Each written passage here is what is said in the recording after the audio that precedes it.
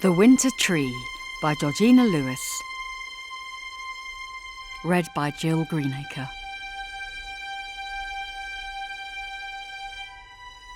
Chapter 10. The Thorn. I found the house without much difficulty, third in a row of narrow terraced cottages that elbowed each other for a place on either side of a narrow street which ran sharply downwards into another one. Bleak, grey, low-roofed granite buildings with small blank windows and a front door which went straight up from the street. I stood before the door, my hands holding the handles of my bags and basket, and felt a strange flutter inside me that could have been anxiety.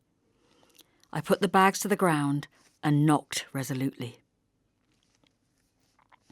For a long time there was silence, then footsteps sounded somewhere within the house.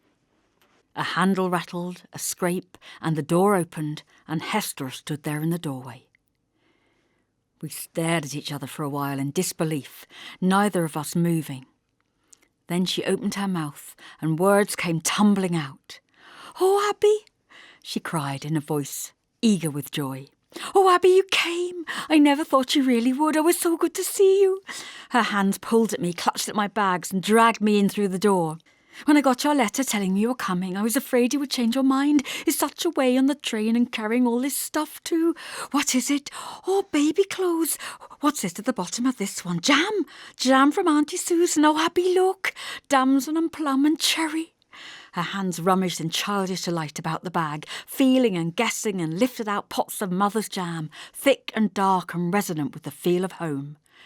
I stood aside to look at her. She was thinner, there was no doubt of that. The angle of her jaw was sharp against the dark stuff of her dress, and her wrists looked almost stick-like.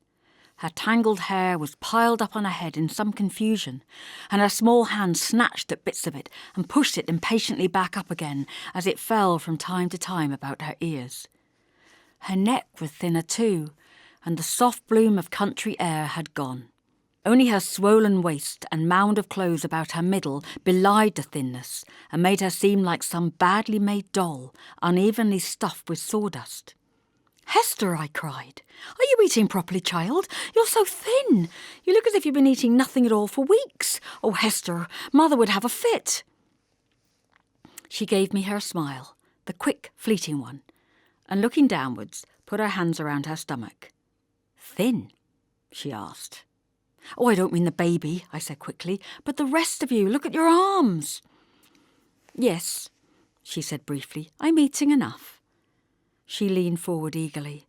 "Show me what you've brought from home. Oh, Abby, it's lovely to see you." "Where's David?" I asked her. The briefest look of disquiet crossed her face. "David? Oh, David's working. At the shop, of course." "Oh, of course," I said. There was the merest pause. I looked around me at the room for something to do. "Do you like it?" she asked me. "David was very lucky to get it so cheap. It isn't far from the shops. The station's quite near too, isn't it?" "Yes," I said. It's nice." It seemed exactly that. Plain, remarkably lacking in any sort of personality, and very, very clean. That much was obvious. It looked to me as if Hester must have spent all her time cleaning and polishing and scrubbing at it to make it shine with so much painful cleanliness. But it was the sort of empty shine, quite clinical. Not at all the sort of cheerful disorder that we were used to at home.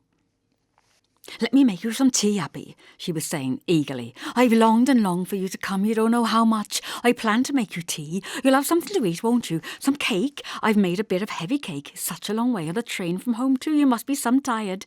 Sit yourself down, Abby, while I put the kettle on.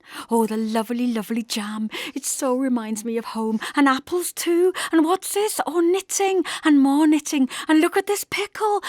No, I won't look at any more of it until we have our tea." I began to feel a sense of vague unease. Hester was chattering away, it was true, but too rapidly, with a sort of brilliant desperation in her voice.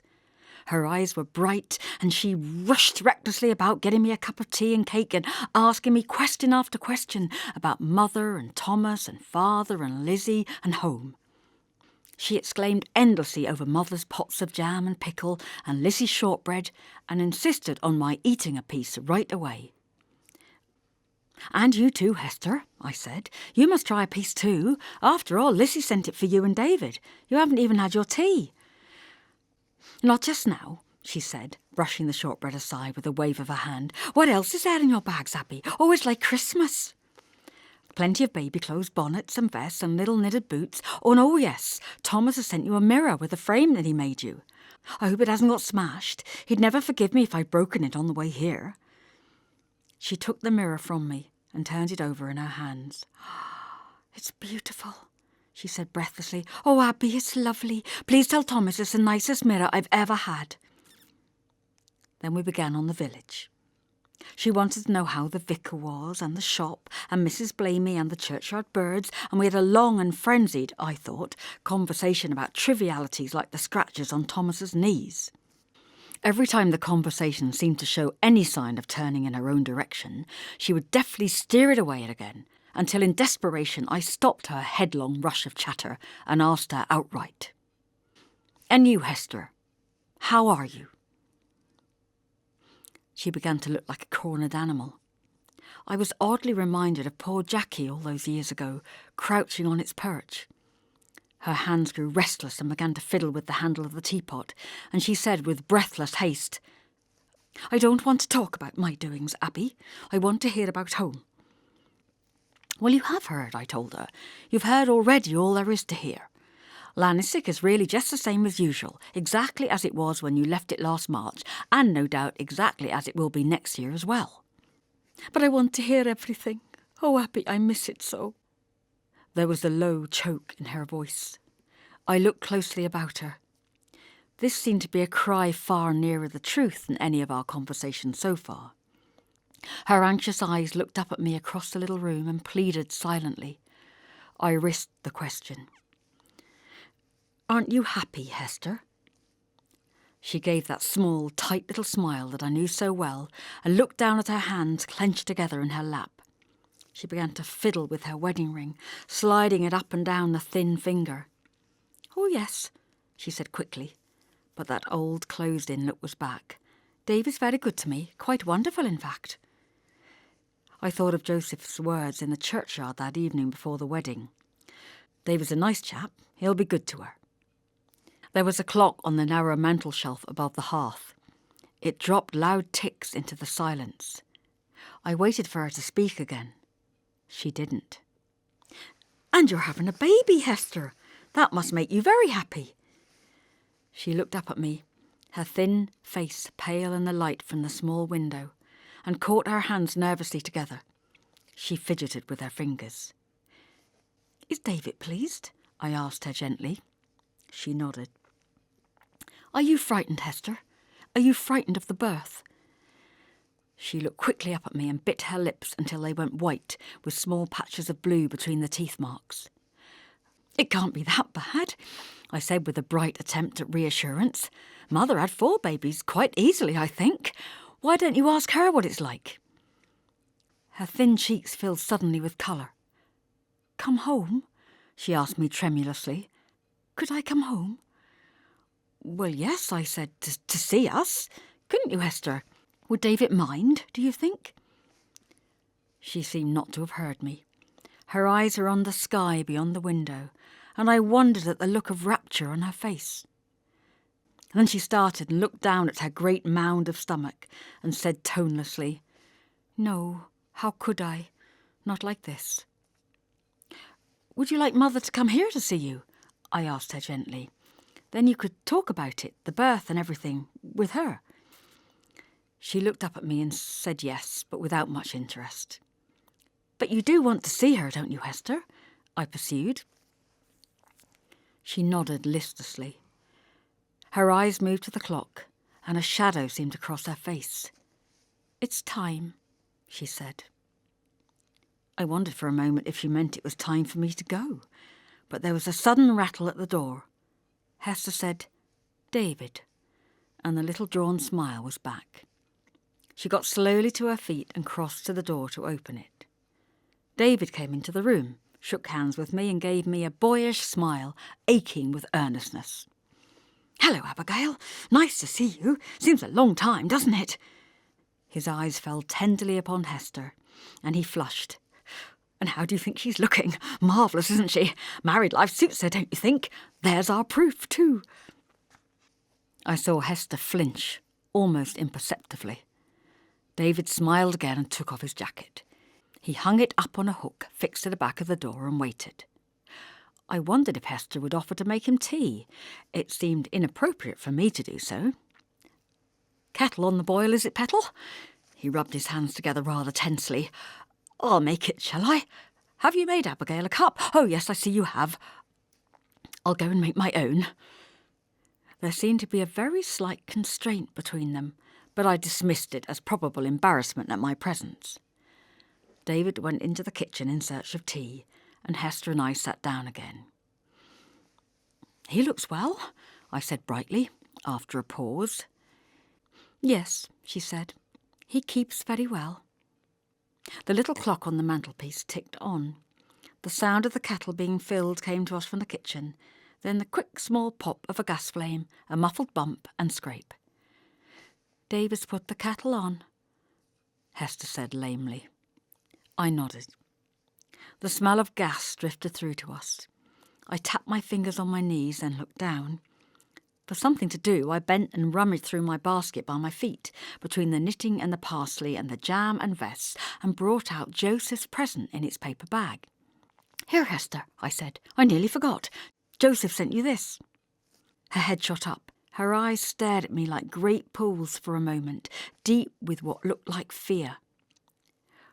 "Why, Hester?" I said in concern. "You've gone very white. Are you all right? Is it the baby, Hester? Shall I call David?" She shivered, then took a deep breath. She said in a level tone, "No, I'm quite all right." She swallowed heavily. She held out her hand for the bag, and her fingers were shaking. "Are you sure you're all right?" I asked her. "You've gone a very funny colour." She nodded firmly. "Just a twinge. What is it, Abby, in the bag? What has Joseph sent me?" "A rattle," I told her. "Oh, Hester, it's beautiful. Take it out and see. It's for your baby." She put her trembling fingers into the bag and took the rattle out. "Shake it," I said eagerly. "It makes a lovely noise." She did so, and the little bell rang inside it. Her face in the afternoon light coming through the window was set, rigid with pain. A curious misty look was in her eyes, a strange look of slight enchantment, as if she were listening to something far away. Then she said very quietly, to herself, as if she were quite alone, "Oh God, not that, please not." Mother was avid for news when I got back. The train journey home was tiring, but more with the effort of planning what I would say to them all than anything else. I walked up the lane in the level evening light, my arms swinging without the laden bags I set off with, but my steps heavy. It was only about 8 in the evening, but the curtains in all the cottage windows were drawn before their cosy lights, and the world seemed full of shade. For a Saturday evening it was very quiet. I went in through the cottage gate, and Father, rubbing rosin on his violin bow, met me at the door. "Well, Abby," he said, looking at me through his eyebrows, "is it well with Hester?" "Yes, Father," I sighed. "All well." Mother came rushing out, beaming. "Did you see her, Abby? Did you find the house? Did Hester give you tea?" She clucked over me like an anxious hen. "My dear life, I don't give you a minute to get in first, do I? Perrin! Oh, where's the lad too? Gone again. Well, Lissy, put the kettle on my hansom and make poor Abby tea. And Thomas, get your drawings off that chair and let the poor girl sit down." When I had sat and drunk my tea and answered a few of Mother's questions, Father peered at me rather closely and asked, "But is the child well?" "As much as anyone could tell, I suppose, Father," I answered with a half laugh, "for it's not supposed to be born until Christmas." He frowned at me. "I don't mean the baby, and you know it, Abby. I mean, is Hester well in herself?" "She's well," I answered carefully. "She's thinner, but she's well." "Eating enough?" Mother asked me anxiously. "I imagine so," I told her, for they had supper while I was there, and Hester had made pasties and a great stack of heavy cake. "And the baby," cried Mother, "is it definite?" "Definite?" I had to laugh. If a great huge 6-month stomach that jumps and kicks is anything to go by, then it's definite. And they all laughed, and Mother beamed and put her big arms around me and hugged me in delight. Lissy looked envious, and Thomas cried, Abby, Abby, did you give her my mirror? Yes, I did, my poppet, and she said to thank you and tell you that it was the nicest one she's ever owned. Thomas's earnest face glowed, and Lissy brightened. Did she like my shortbread, Abby? Did she think it was as good as Mother's? Yes, she did, I said, to the last crumb. And they all went away, satisfied. Later, when we were alone, Mother asked the question I had been dreading. But is she happy, Abby? Is Hester truly happy? I answered it the way I'd planned, the only way I could. She'd like to see you, Mother, very much. She's frightened of the pains when they come. She thinks that after 4 babies of your own, you'd be able to tell her what to do. Mother glowed. She's like a daughter to me, do you know that, Abby? She's precious almost as a daughter of my own. And a sister to me, Mother, I answered soberly. Shall I go over and see her, do you think, my love? She can't get over here, that's for sure. I sighed with relief, for the moment I dreaded was past. I'm sure she'd love to see you, I said. Why don't you go when she's nearer to her time? Could you look after things here for a bit, if I stopped over? Father's meals and all that? Of course, I said. Lissy can help me with the cooking. You could go for a week or more if you wanted to and be there when the baby's born. In her delight, she threw her arms around me and gave me another bear hug. You're a dear daughter to me, Abby, a dear, dear girl. 3 daughters I've got, and that's fact. 3 lovely daughters, and all as precious to me as each other. So Hester and the dear baby's well. That's what I wanted to hear. I'm happy now. She went off into the kitchen to wash up the cups, and temporarily at least, I hoped all her fears were reassured. I could not escape so easily from Father. He stopped me at the corner of the staircase on my way up to bed, his hand upon my arm. He jerked his head towards the kitchen and lowered his voice. Now she's out of earshot, I want the truth. How is the girl? The truth, Father? Oh, you do know what I mean, Abby. There's something isn't exactly right, I can tell. Oh, never mind your mother. She's so mazed by the thought to have a grandchild that she don't notice it. But I know you, Abby. I've knowed you all your life. Out with it. There's something isn't right with Hester. What is it? There's nothing wrong with her, Father. Damn it, girl, what's the matter with you? All this heaving and dodging and bobbing about. The truth now. Isn't she happy with the fellow? No, Father. I don't think she is. The baby, is it? I hope 'tis only the baby. One of they women's complaints like blood pressure, is it? What do the doctors say? She's not ill, Father. Just not happy. She seems sort of hungry inside somehow and desperate for something. I hesitated. Perhaps at a time like this, she needs her own mother. He shot me a warning look and began to cough low in his throat. Father, I said urgently, catching at the chance, what about her parents? I know her mother was your sister, but what about her father? Who was he? I regretted the question almost at once. A tightness had come over his face, and his mouth had a grey, pinched look. I'm sorry, Father, I stumbled on, but it seems to me that now we're old enough to understand it, it might be as well if we knew the truth. Was Hester a love child? What harm could there be if she found out now? It might make certain things about her easier to understand. I don't know who her father was, he said, and his voice was slow and hard and grated like ice on iron. I don't never want you to speak of this matter again. Do you understand? I dared not look at his face. Not to me, nor your mother, nor Liz, and certainly never to Hester. 'Tis something that was all over and done with years ago. Don't ever speak of it again.